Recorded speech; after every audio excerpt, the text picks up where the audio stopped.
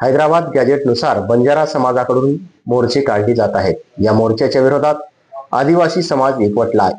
सोमवारी मूळ आदिवासी समाजाकडून नांदेडमध्ये भव्य मोर्चा काढण्यात आला। जिल्हाभरातून लाखो आदिवासी बांधव सहभागी झाले होते। नवीन मोंढा मैदान ते जिल्हाधिकारी कार्यालयापर्यंत हा मोर्चा काढण्यात आला होता। एसटी प्रवर्गात कोणत्याच समाजाला समावेश करणे या मागणीसाठी हा मोर्चा काढण्यात आला होता।